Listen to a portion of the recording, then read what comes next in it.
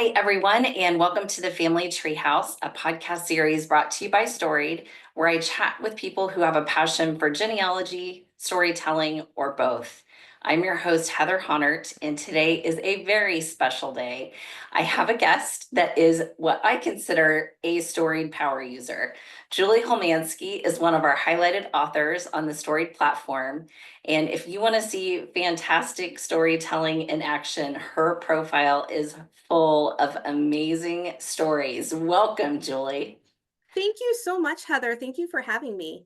Yeah, super excited to chat with you. And I love that our viewers and listeners are going to get kind of a different perspective with you today, which is super great because I think a lot of people get stressed out about storytelling and how they can write and are they going to be good enough? And you are that average just storyteller person and they're amazing. So excited to chat with you for that. Thank you. Why don't you start, Julie, just by telling us a little bit about your background? What really got you interested in exploring your family history? It was my grandfather, my maternal grandfather, my Grampy Phil. He like family was everything to him. And going over his house to his house when I was a little kid, he had just shelves and shelves full of photo albums, like one for every year from I think 1948 or 1949 on. And then he had some older ones that were like by the decade. And I used to love just going through all of these pictures. Like even as a small kid, I'd have aunts and uncles take them down off the shelf for me just so I could look through them. And he ended up really enjoying genealogy. I'm not sure when he got into it. Like it must have been, it was at least the 80s, if not before. And he did it the old school way. He'd look, Yes. through phone books and write like every LaViolet in a phone book a letter saying, this is my history, what's yours? Um, and like once it was like the 1990s, I was in college and they started coming out with, Ancestry and Family Tree, like boxed sets, the genealogy sets. And I'm like, I could help my grandfather do this because he's got everything in binders, all handwritten. I can do family group sheets and trees. So I got that and I borrowed his binders and put them all in. And then I'm like, well, what's my dad's side of the family? What's their story? And before I knew it, the bug had bitten me. Yeah. And, I was in deep. Yeah. I love, first of all, that your grandfather had the foresight to like put those like categorize and organize his photos. That's amazing. I Oh, wish I was yeah. that organized. I love that. And I also just, I think so many of us don't stop to think about what genealogy and family history was like, even just a couple of decades ago. Oh, right. Yeah, just so much more difficult. We have it easy compared to them. So, Oh, I mean, I put my research away for like 15 years yeah, or so when my kids were growing up, just because yeah, it takes a lot of mental brain power to do the research, and I yeah, didn't have it. yeah, So yeah, and the changes in those 15 years yeah, between, what was available online then and what's available online now, it's like an explosion. yeah. It is. It's incredible. Why do you think, Julie, that storytelling is, when it comes to family history, why is that such an important part? Why does that matter so much? I think it makes family history accessible for people because, you could have the most beautiful tree in the world, like all decorative with like names going back to the 1500s. You can bring it to a family event. People are going to look at it for maybe 5 minutes, say, "Oh yeah, that's cool."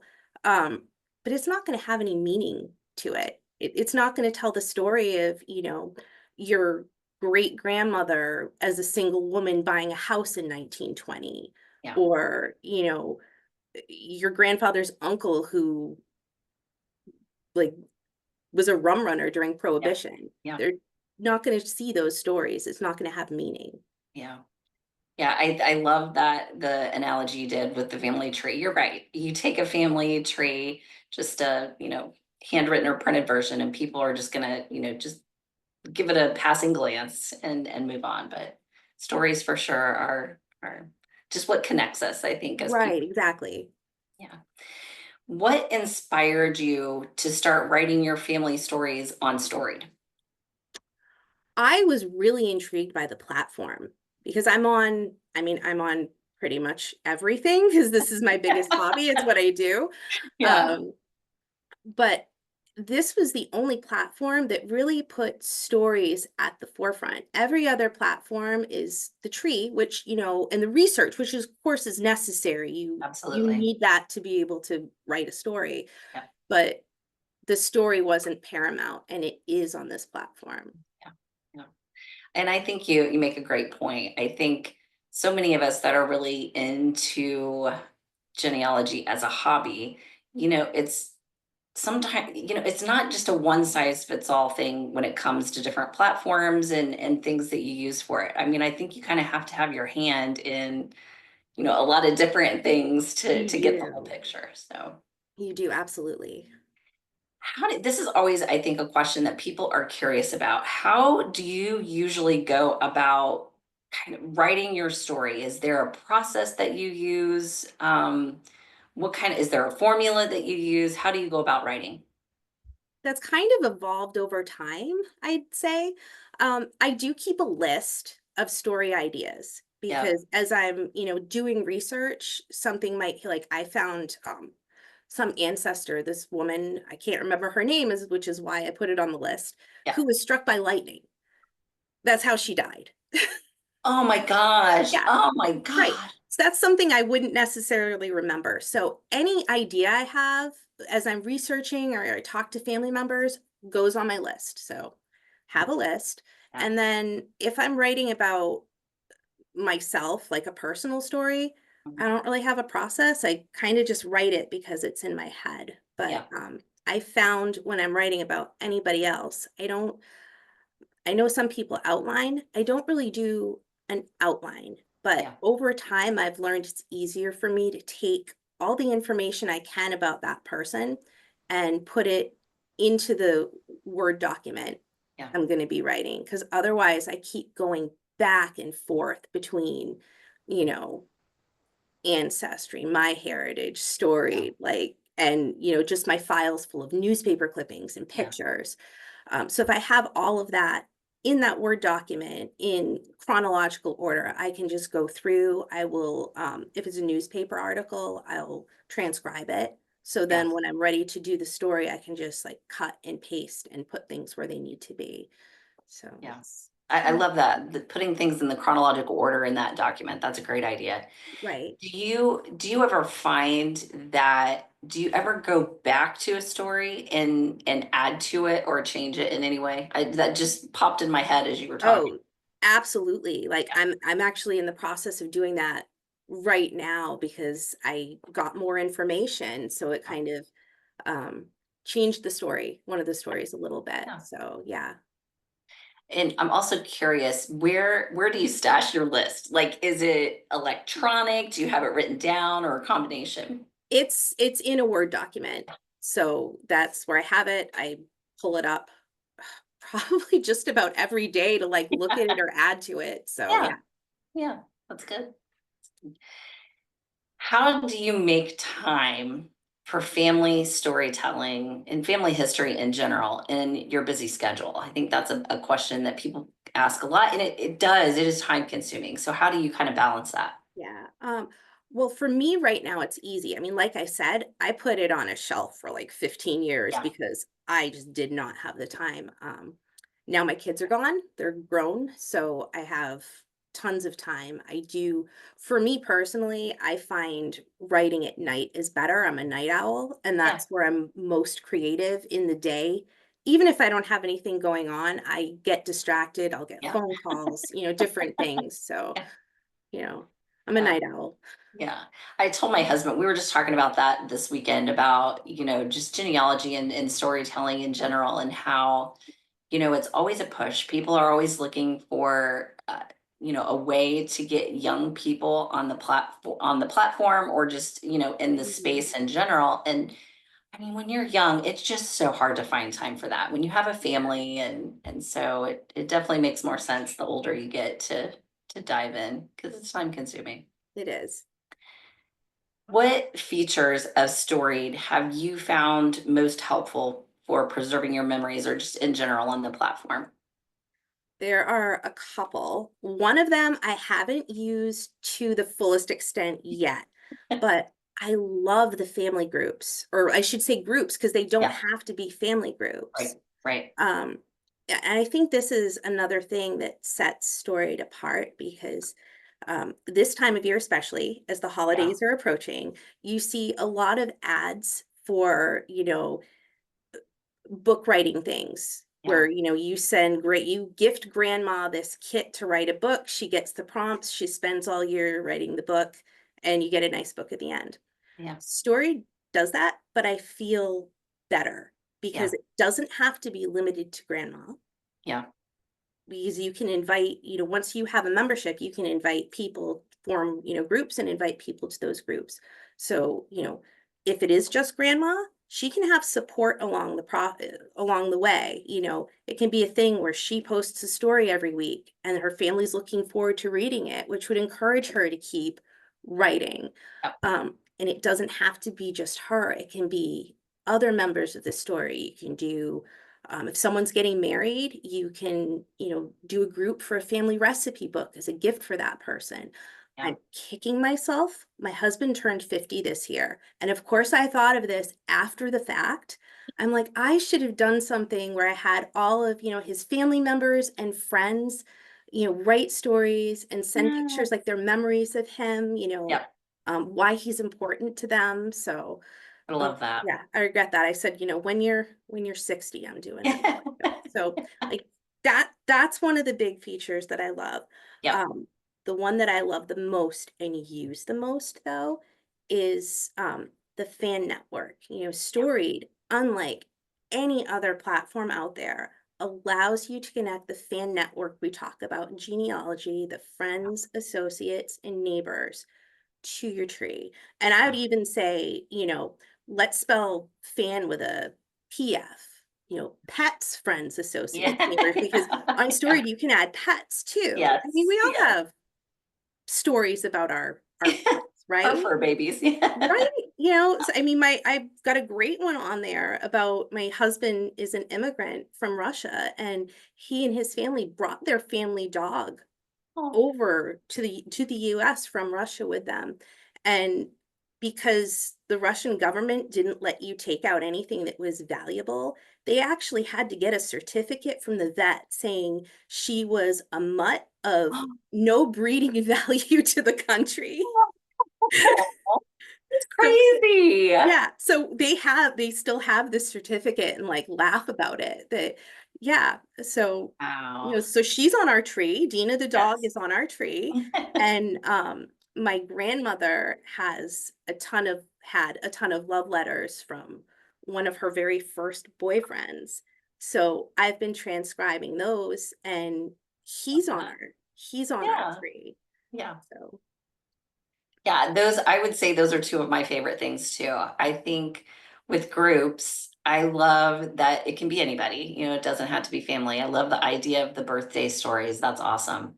I think that what I like about groups is just the level of, I guess, engagement would be the way that I describe that. Because I think about my own kids, they're in their 20s and I'm the story writer, not them necessarily.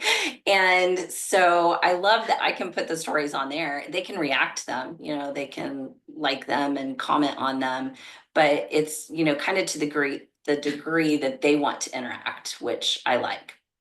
And exactly. then um, the idea of just the tagging and including relationships it is probably my very favorite feature that we have on the site. I love just to be able to tag, and I love that we have the just kind of a generic list of relationships that you can add, but on our other you can choose, like I write in so many different things in the other category I do that when too. when I'm creating those, so I love that. So I'm glad you shared those. Those are good ones. My favorite part of our whole chat is always asking about a favorite story. And I say favorite story or two, like anyone that you tell me is going to be awesome because you have such great stories. So what is a favorite story or two that you've shared on our platform? Okay, like I'll share one about my mom's side and one about my dad's side. Okay, great. So, on my mom's side, like I mentioned briefly, my grandfather's uncle was a rum runner during Prohibition. Yeah, Um, and he was good. Like, he yeah, evaded the police knew he was doing it, and he evaded them for a long time. So, they lived in Maine, and his uncle had a cousin in Massachusetts. So, what his uncle would do is he would load up his own sons and my grandfather with fishing poles and take them on fishing trips, because nobody is gonna stop a man with 3 boys and fishing poles in their car.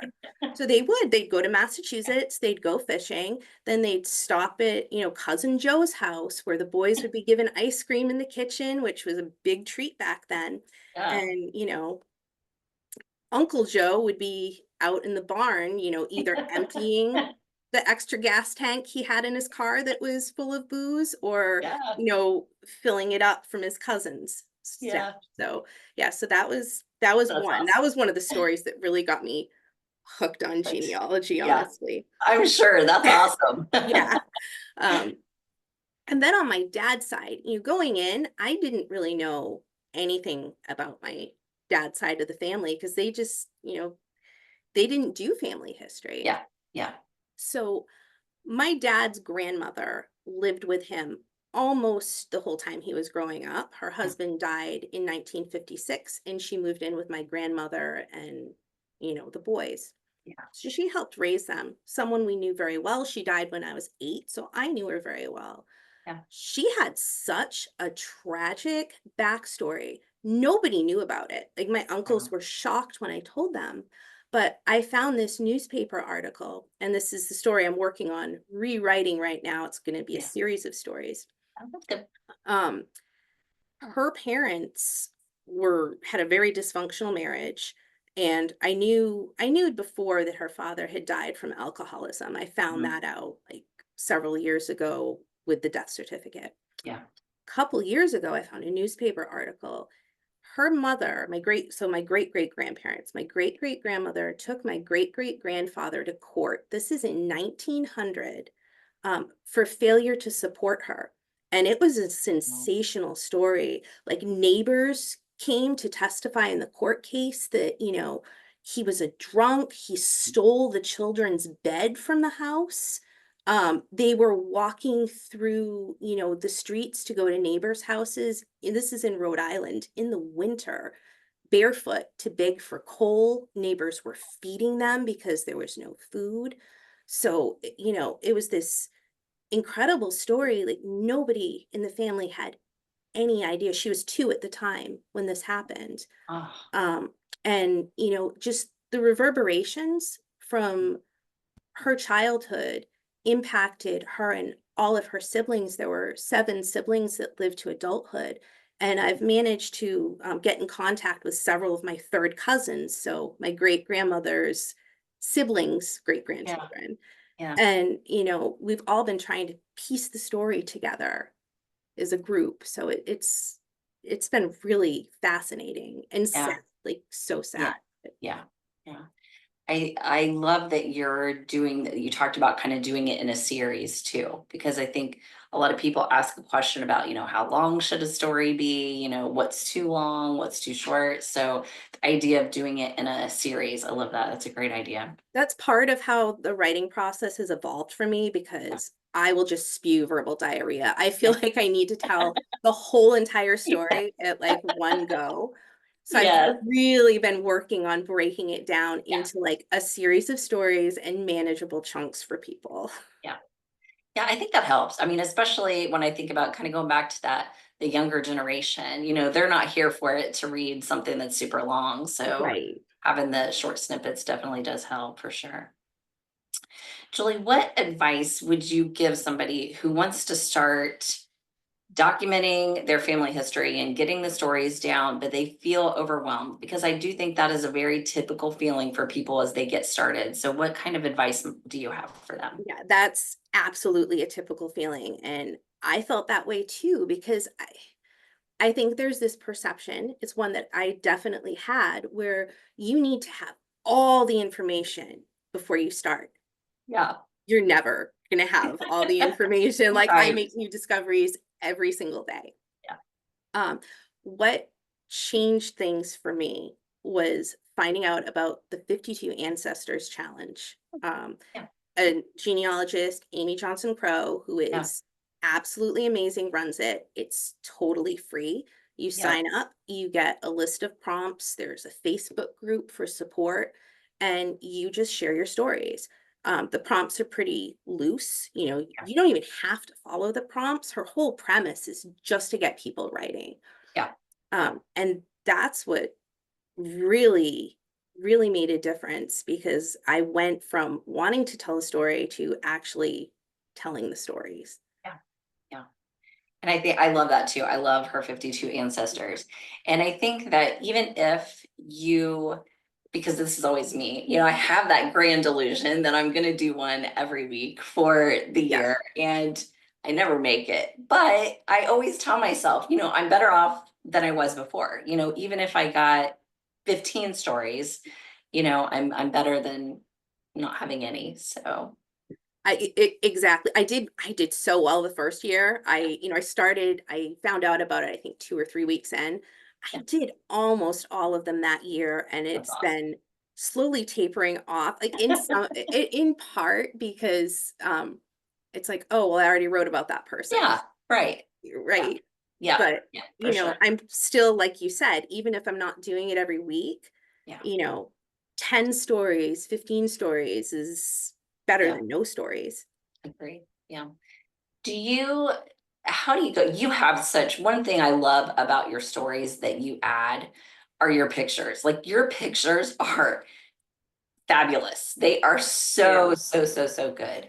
So, what do you feel like you have trouble finding photos or things to attach to stories? How do you go? What's that kind of process look like for you? I usually don't have too much of a problem.